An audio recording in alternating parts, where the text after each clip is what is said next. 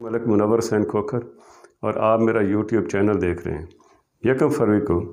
اسلام آباد میں ایک نہایت ہی افسوسناک حادثہ ہوا جس میں ہراسمنٹ فار ویمن ادارے کی محتسب کشمالہ طارق کی سکواڈ میں شامل ایک گاڑی نے سوزوکی کار کو ٹکر ماری، جس میں مانسہرہ کے ایک ہی علاقے سے تعلق رکھنے والے 4 نوجوان دوست جہاں بحق ہو گئے۔ ان میں سے ایک زخمی بھی ہوا۔ اس وقت یہ اطلاعات تھی کہ کشمالہ طارق کی سکواڈ میں 3-4 سرکاری گاڑیاں شامل تھیں اور حادثہ کی ذمہ دار گاڑی کو ان کا بیٹا اذلان چلا رہا تھا۔ پولیس نے اس وقت ان کے خاوند کو موقع سے حراست میں بھی لیا، لیکن بعد میں انہیں رہا کر دیا، جن کے بارے میں کشمالہ طارق صاحبہ وضاحتیں کر رہی ہیں اور یہ موقف اپنا رہی ہیں کہ میڈیا ہمارا ٹرائل کر رہا ہے۔ حادثے میں ان کا یا ان کے خاوند کا یا ان کے بیٹے کا کوئی قصور نہیں ہے، جبکہ یہ ڈرائیور کی غلطی تھی، اور انہوں نے ڈرائیور سے بھی اقبالی بیان پولیس کو دلوایا ہے کہ حادثے کے وقت وہ خود گاڑی ڈرائیو کر رہا تھا۔ ان کے بیان سے بھی یہ اندازہ ہوتا ہے کہ گاڑی کتنی تیز رفتار تھی۔ کشمالہ طارق صاحبہ نے بھی کہا ہے کہ ہم شام کو 7 بجے لاہور سے نکلے تھے اور 10 بجے اسلام آباد میں یہ حادثہ ہوا۔ اس سے آپ گاڑی کی سپیڈ کا اندازہ لگا سکتے ہیں۔ ڈرائیور نے جو اقبالی بیان دیا ہے اس میں بھی اس نے کہا ہے کہ اس کی گاڑی کی رفتار 100 کلومیٹر فی گھنٹہ تھی، اور میں نے یہ سوچا کہ اشارہ بند ہونے سے پہلے ہم چوک سے نکل جائیں گے، مگر ساتھ ہی اشارہ بند ہو گیا اور اس کے آگے موٹر سائیکل اور سوزوکی کار آ گئی، جس کو ان کی گاڑی کی ٹکر لگی۔ ایسا لگتا ہے کہ ڈرائیور سے بیان دلوا کر کشمالہ طارق اپنے بیٹے کو بچانا چاہ رہی ہیں۔ پولیس نے اگرچہ ان کے بیٹے کو مقدمے میں نامزد کیا ہے اور ساتھ میں غالباً ان کے خاوند کا نام بھی شامل ہے، مگر پولیس انہیں گرفتار کرنے سے گریز کر رہی ہے۔ کیا وہ پولیس پر اثر انداز ہو رہی ہیں؟ انہوں نے اگرچہ یہ اپنے بیان میں یہ کہا ہے کہ انہیں اس واقعہ کا انتہائی افسوس ہے۔ اس حادثے میں 4 نوجوان جاں بحق ہو گئے، جن کے خاندان کا انہیں جو غم ہے اس کا انہیں بخوبی اندازہ ہے، اور اس واقعے پر انہیں نہایت افسوس ہے، اور ساتھ ہی وہ یہ صفائیاں پیش کر رہی ہیں کہ اس واقعے میں ان کا یا ان کی فیملی کا یا ان کے بیٹے کا کوئی قصور نہیں ہے۔ یہ ویسے ہی اتفاقی حادثہ تھا جیسے کہ روزمرہ حادثات ہوتے ہیں۔ جناب فردوس عاشق اعوان صاحبہ نے، جو حکومت پنجاب کی ترجمان ہیں، انہوں نے کہا ہے کہ کشمالہ طارق کے خلاف کشمالہ طارق کو عہدے سے ہٹانے کے لیے صدر کو ریفرنس بھجوایا جائے گا۔ انہوں نے انہیں بیوٹی کوئین کا لقب دیا کہ بیوٹی کوئین کروڑوں ڈالر لوگوں سے بینک میں ڈلوا کر اس طرح پھرتی ہیں کہ وہ لوگوں کی جانیں ضائع کر رہی ہیں۔ حکومت اس واقعے کا نوٹس لے رہی ہے۔ واقعے سے اگلے روز وفاقی کابینہ کے اجلاس میں اس کا ذکر ہوا، اور وزیر اعظم صاحب نے نوٹس لیتے ہوئے کہا کہ انہیں یہ بتایا جائے کہ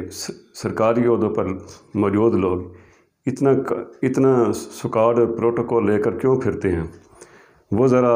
اور دیگر عہدیداروں کے بارے میں انہیں رپورٹ پیش کی جائے۔ اس موقع پر یہ بھی ذکر ہوا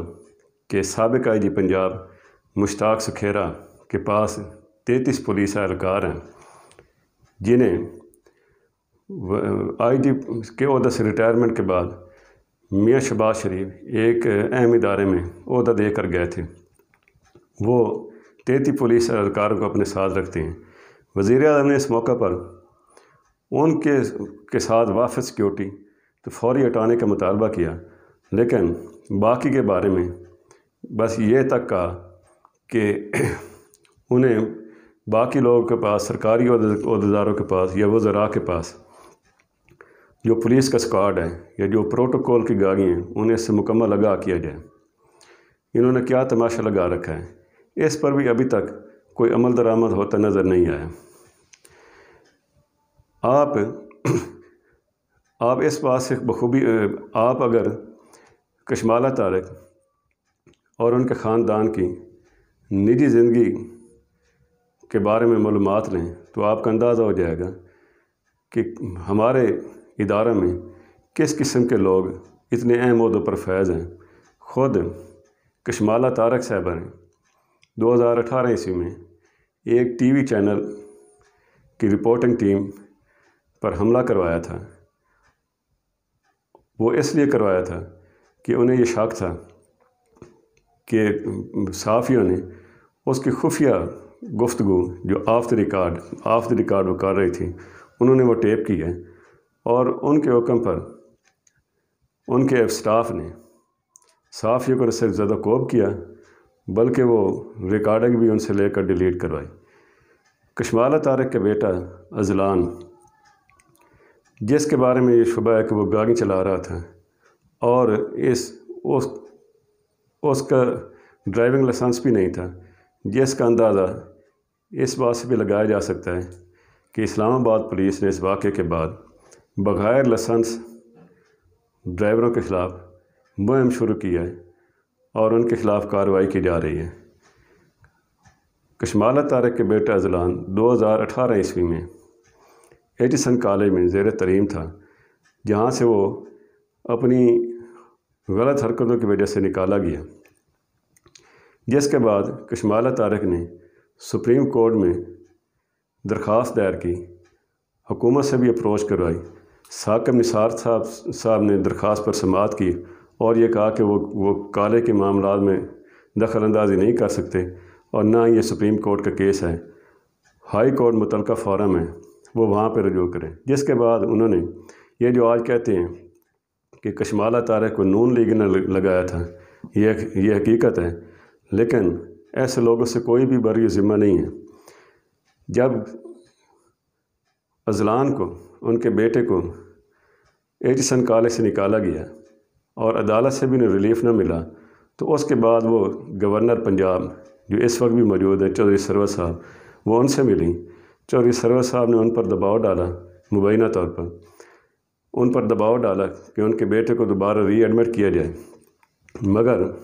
پرنسپل نے استعفیٰ دے دیا اور وہ اس وقت تک تو تیار ہو گئے کہ جو باقی ان کے ساتھ جو 2-3 لڑکیوں کو انہوں نے نکالا تھا ان کو انہوں نے ری ایڈمٹ کر لیا، لیکن وہ کشمالہ طارق کے بیٹے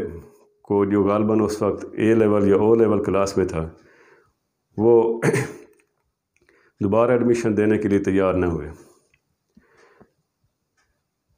اس سے آپ بخوبی اندازہ لگا سکتے ہیں کہ ہمارے ملک میں اہم اداروں میں اہم عہدوں پر کس قسم کے لوگ تعینات کیے جاتے ہیں۔ یہ ٹھیک ہے کہ کشمالہ طارق نے لندن اسکول آف اکنامکس سے لائر ڈگری حاصل کر رکھی ہے، لیکن ادارے میں نامزدگی کرتے وقت لوگوں کے کریکٹر کو بھی ملحوظ خاطر رکھنا چاہیے۔ کشمالہ طارق جو کہ جنرل مشرف کی پیداوار تھی، 2002 عیسوی میں کاف لیگ کے ٹکٹ پر وہ خصوصی نشستوں پر قومی اسمبلی کی پنجاب سے ممبر بنی،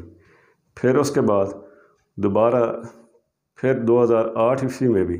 اسی کاف لیگ کے ٹکٹ پر دوبارہ وہ ممبر منتخب ہوئی، اور اس وقت پیپلز پارٹی کی حکومت تھی، وہ زرداری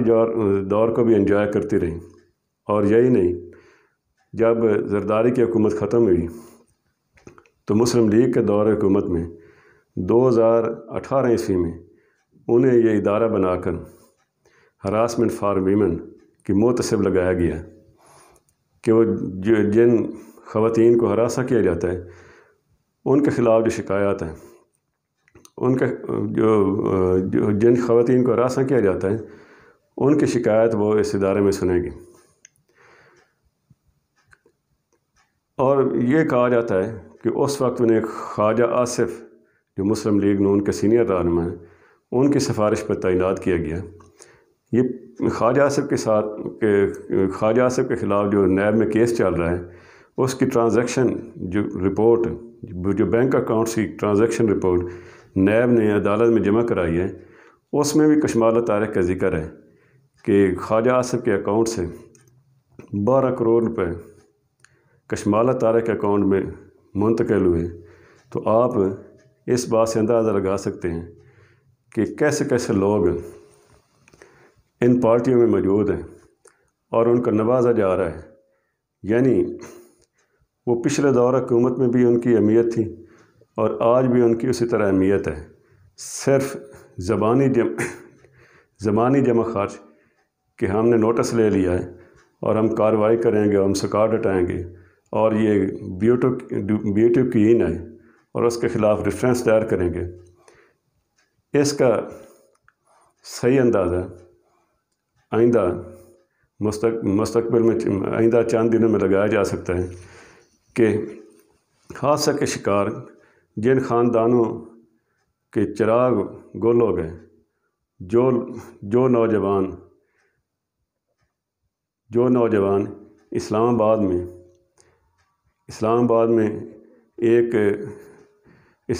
میں ایک جو 4 دوست آئے تھے ان میں سے ایک اینٹی نارکوٹکس فورس میں کا ٹیسٹ اس نے